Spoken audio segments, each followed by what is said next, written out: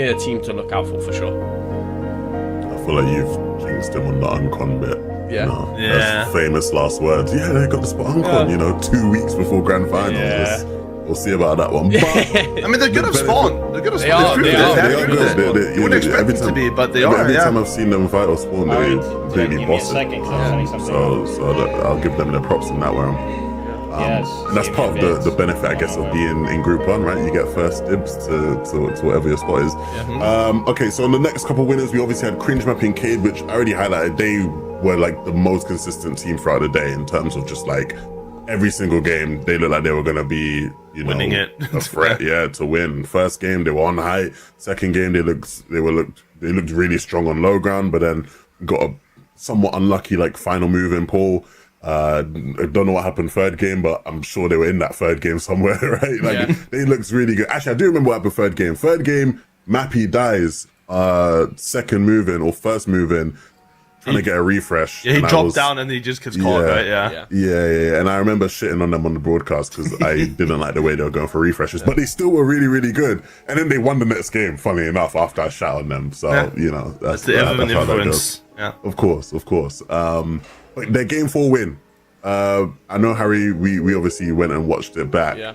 And it was, I specifically wanted to watch it back just because there was a team that was on height that I thought was going to win the game because they pulled Island. It was Vanjaki's team with, what's the brother's name? Batacry. Or Ivan, yeah. Ivan Prizovsky Batacry. Yeah, I learned yesterday that he is just fully doxed himself and his name's just Ivan. I didn't realize the one was Ivan Jake. Yeah. But yeah, they were on height. They pulled height. It was like a Mars Meadow zone. Island pulled on that, and they had like cat mats because they just sat on the island and didn't have to build a thing. And zone starts pulling up towards the mountain to the west, and they get chopped and lose it. It was bright. It was one of those games where you watch a team like that and you just think like, how can you lose in a situation like that? You got Island Coin, you've got like 4.5k mats going into moving zone. You are literally the Thanoses of the lobby. You are actually couldn't be more stacked if you tried. And it's just a simple mistake of not covering second height, not looking where the second height team is. They were spraying them and then 10 seconds later forget to spray them. And then they get chopped out by that exact same team. It was just a bit of miscommunication. But to talk a bit about Cringe, Cade and Mappy, I mean, it shows, to me, what this shows, first of all, how strong of a team they are. They've qualified to a lot of finals this season. They've landed kind of everywhere on the map, to be honest, right? You've seen them at Boxcars, I've seen them at Canyon Crossing, they've landed on the hill next to Mass Meadows. But the biggest thing for me is how strong Mass Meadows is as a POI. Like, I'm looking as a POI, and you have anything and everything you need. You have good metal, quick to loot, guaranteed mask, good options for Surge, and they made it work. They showed the strengths of it, right? Obviously, they did get some good zones. There's a lot of zones toward Mass Meadows, and we'll see if that continues in other heats, because there was also some other finals where there was a lot of Mass Meadows zones or right-sided zones. But yeah, the script is here.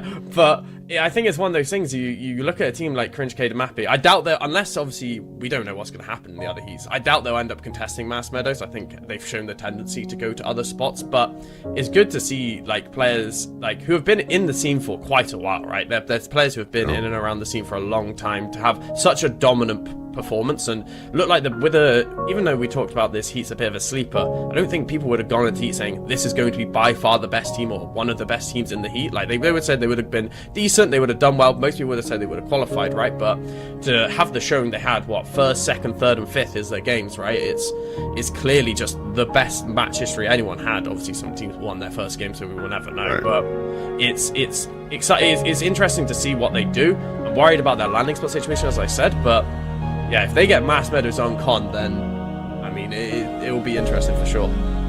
They've been kind of a roller coaster team because they've been having tournaments where they've just guaranteed to win the game in like a Div 1 final and Evo Cup, and then the next week they get like 170th place in Opens and then just do a dud and don't qualify. So I think this was one of the more expected teams to win a game just because of the way that they played it.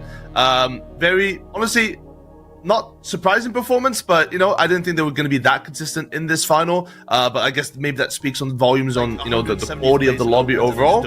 Even though, you know, some other teams can't capitalize on that quality either. Cringe, Cade and Map, you know, played well, played solid. Honestly, not surprising performance. But, Uncontested. I mean, Giannis, Noah, and Chap are probably not going to let that happen.